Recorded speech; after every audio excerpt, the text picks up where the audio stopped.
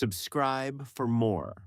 The panel discussion is already tense when Elon Musk leans forward, his voice just loud enough to carry across the auditorium.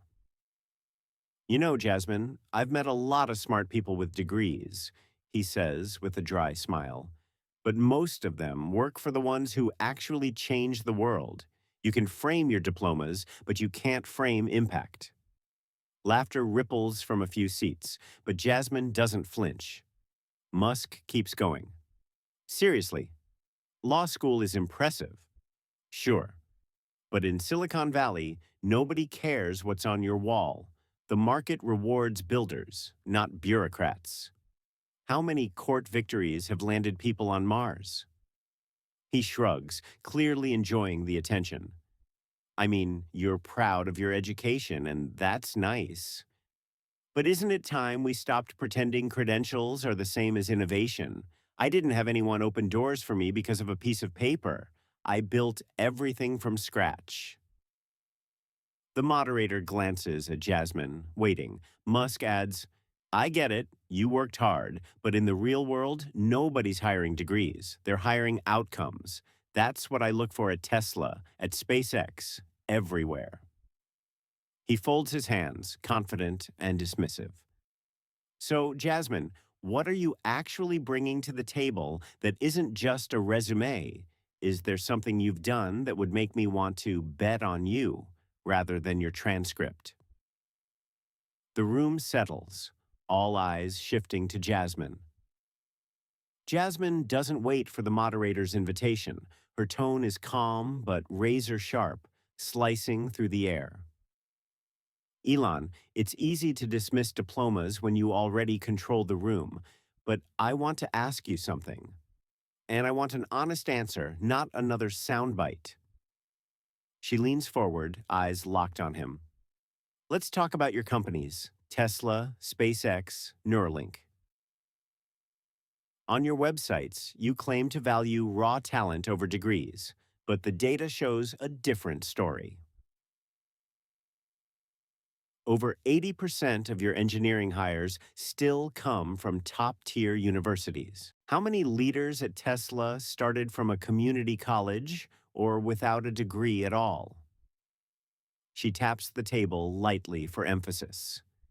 And why is it that so many of those positions require Ivy League credentials, even when the job descriptions don't demand them? If diplomas don't matter, why do you filter for them behind closed doors? Musk tries to interject, but Jasmine holds up a hand. I know what you're going to say. You want excellence. But real innovation doesn't come from locking out talent that doesn't look or sound like you. It comes from building a culture where the best ideas win, no matter the resume. She sits back, her voice steady. Tell us, Elon, is it about impact or is it about keeping the same doors closed that were always open for you? A beat passes. The room holds its breath for his reply. Musk lets out a low chuckle, shaking his head. That's a solid speech, Jasmine, but it sounds like something a politician would say, not an engineer. Look, I didn't set out to build companies that care about labels. I care about people who can actually deliver. If top universities happen to attract the best, it's not my fault. He gestures broadly, his confidence unwavering. And come on, the market is the ultimate equalizer. I hire people who can make rockets fly and cars run on code, not people who can memorize statutes. We run simulations, we test, we break things. If you can keep up, you stay. If not, you're out. It's simple. He looks at Jasmine, his tone turning just a bit sharper. You want to talk about barriers? I started out sleeping on couches, teaching myself programming. No one handed me anything. Maybe it's just easier to blame the system than to outperform it. He lets that sit, glancing at the moderator and back at Jasmine. Let's stop pretending the world owes us a shot just because we worked hard. Life's not fair. I'm proof that if you're relentless enough, you win. If you're not, there's always law school. A few people laugh, but Jasmine's expression never changes. So, Jasmine, tell me, have you ever built something that couldn't be ignored, or do you just talk about it on committees? He leans back, inviting her response with a half smile. Jasmine sits upright, voice firm. Let's talk about outcomes then. I did my homework, Elon. Over the last 3 years, Tesla and SpaceX posted more than 2,000 open engineering positions. Less than 4% of those hires came from non traditional or state colleges. You talk about meritocracy, but your track record says otherwise. She lifts a printed page. I have here a leaked HR memo from Tesla, dated 6 months ago. It states, preference given to candidates from elite institutions, internal referrals from Ivy League alumni prioritized. How does that fit into your narrative of openness? She doesn't blink. You say you broke through by sleeping on couches, but your companies have locked doors for millions who never get to even see the hallway. Why hide behind the myth of access when your system favors the already favored? Jasmine looks straight at Musk. And don't tell me this is about excellence. I've spoken with engineers passed over after perfect interviews because their diploma had the wrong name. Your HR flagged them as risky cultural fits, the same phrase used at Tesla, SpaceX, and even Neuralink. She drops the memo on the table. You can say you love risk takers, but in practice, you only trust the ones who already fit your mold. Jasmine's gaze never wavers. Is that the kind of innovation you built your empire on, or is it just the same gatekeeping you claim to hate? Musk leans in, his eyes narrowing slightly. That's impressive, Jasmine, but you're not the first to pull a memo and call it evidence. HR makes all kinds of mistakes. If I had to approve every hire, nothing would ever launch. He lets the words linger, then presses on. You know, you talk a lot about who doesn't get in, but what about the ones who do? The engineers, the designers, the coders who built rockets from nothing. Do you really think a diploma is all that's stopping someone from changing the world? He cracks a slight smile, tone turning cold. Maybe it's easier to collect degrees and speeches than it is to take a real risk. I put my money on the line every day. I could lose billions if we fail. Can you say the same about your committees, your hearings, your titles? He shakes his head. You want to talk about fairness? Try running a company where one wrong move costs 1,000 jobs. It's not about pedigree. It's about who can survive the fire. Musk glances at the panel, then back at Jasmine. So unless you've built something that's exploded, literally or figuratively, maybe you're just another critic from the sidelines. Law school is safe. Real life isn't. He folds his arms as if closing the argument. Jasmine slides a sealed envelope across the table. Her voice is measured, but there's steel in every word. You want risk? Try risking your reputation by exposing the people who sign your checks. Here's something your legal team didn't want public: a SpaceX internal hiring review, not a memo. A signed directive. She opens the envelope, revealing the document to the panel. This directive, approved by your VP of Engineering, states, do not advance candidates without degrees from top 20 universities unless explicitly authorized by executive leadership. That's not a one-off, it's policy. She fixes her gaze on Musk. And here's the kicker, Elon. A footnote says, exceptions are rare and must be justified in writing. Out of 512 new hires last year, 4 exceptions were made. 4. She pauses. You say law school is safe, but hiding behind HR filters is safer. At least in Congress, every decision is on record. In your companies, decisions happen in shadows, justified after the fact. Jasmine taps the document, never raising her voice. You talk about building the future for everyone, but your system builds walls, not rockets, and the evidence is signed by your own people. She looks directly at Musk. So which is it? Are you the disruptor or just the latest gatekeeper in a new uniform? Musk's posture shifts. He sits up straighter, the edge of his bravado dulled. Okay, Jasmine, I'll admit.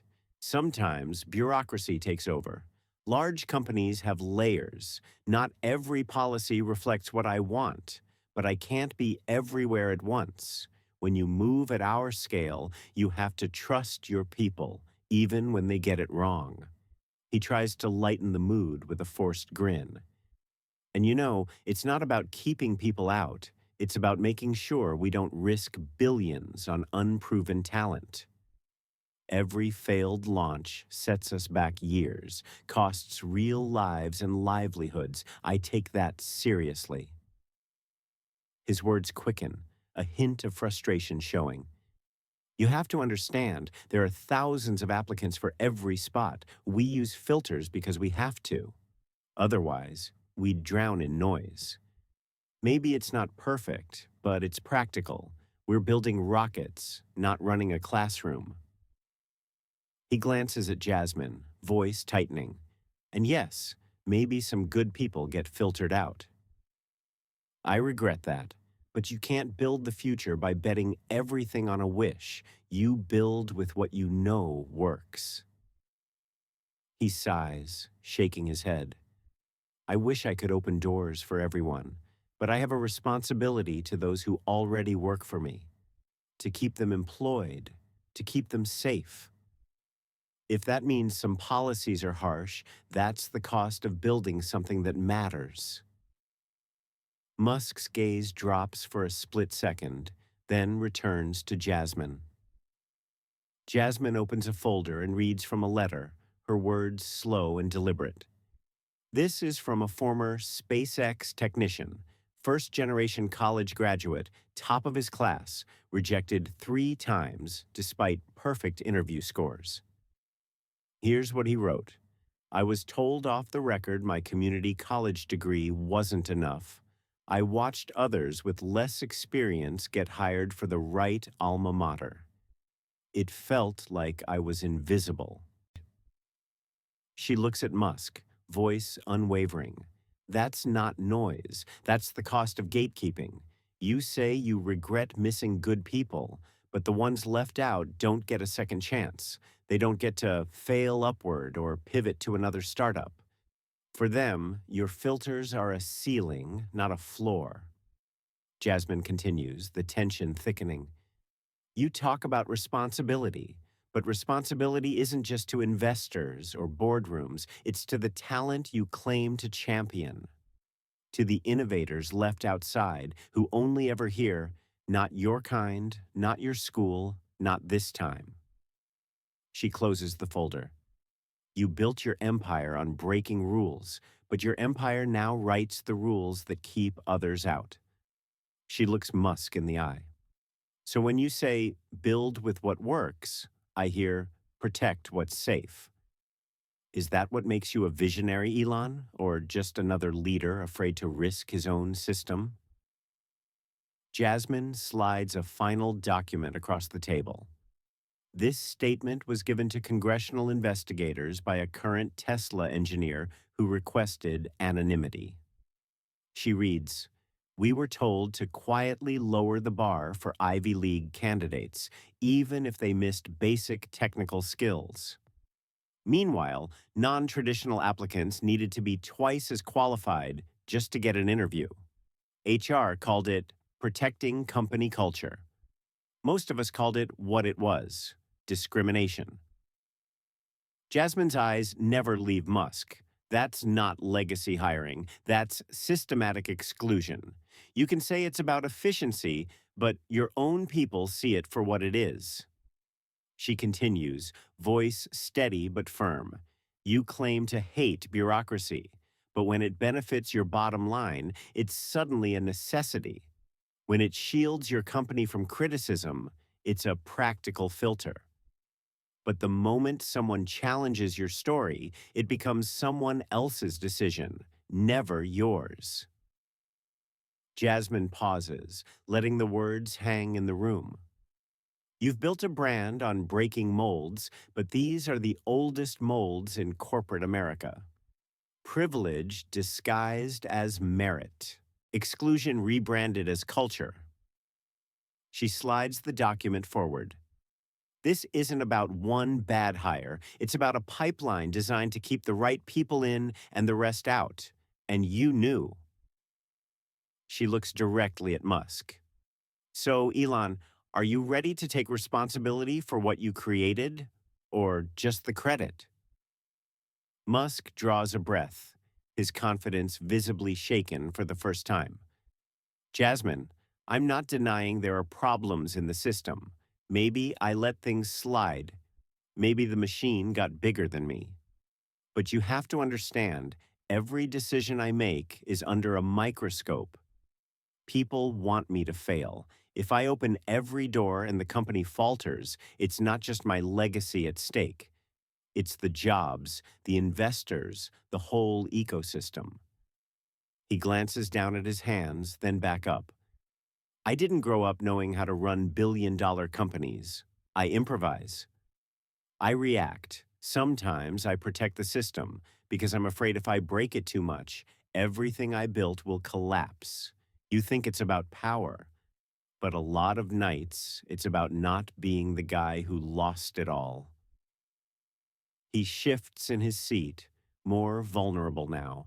I want to be remembered for changing the world, not for letting it burn down on my watch. If that makes me cautious, or if I hold on too tight, maybe that's my weakness. He looks Jasmine in the eye. You came after me because you thought I'd just laugh it off. But I care about this. Maybe more than anyone will ever know. And maybe I'm scared of failing the very people I say I believe in. He sits back, the bravado gone. Jasmine folds her hands, letting a moment of silence stretch between them. Her voice is calm, but loaded with certainty. Elon, you built your story on risk, but real risk isn't engineering the future from a boardroom. It's believing in people the world tells to stay in their place. It's hiring the technician with the wrong school on their resume, the coder without a fancy network, the voice no one expects to matter. She leans in slightly.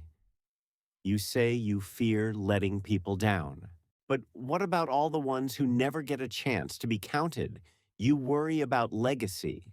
I worry about impact, not just what's on a balance sheet, but who finally gets seen and heard and given a shot. Jasmine gestures to the pile of documents between them. You asked what I bring to the table. Here's my answer. I bring the names you filter out, the doors you close, and the truth your brand is built to hide. She holds his gaze, her words steady. Your empire doesn't scare me. I've stood outside locked doors my entire life. I don't need your validation. I'm here to make sure no one else has to beg for it. A long pause. The table between them feels like a border. Jasmine closes her folder. 47 seconds. That's all it took to show the world who's really building barriers and who's tearing them down. The moderator, sensing the shift, quietly thanks both speakers. Elon Musk remains silent, his usual swagger replaced by reflection. The documents Jasmine left on the table remain untouched. As the audience disperses, the exchange goes viral within minutes. Clips of Jasmine's closing words trend across social media. Not for drama, but for precision. Commentators call it a turning point for public conversations about merit and opportunity. Employees at Tesla and SpaceX share the hearing's transcript in private channels. A new hashtag trends. Open the door. Jasmine issues a single post on her social account that evening. The future belongs to those who build it together, not just those who inherit the keys. There is no gloating, no celebration, just a single unspoken message left hanging in the air. Barriers don't fall on their own. Sometimes it takes exactly 47 seconds and one person willing to speak.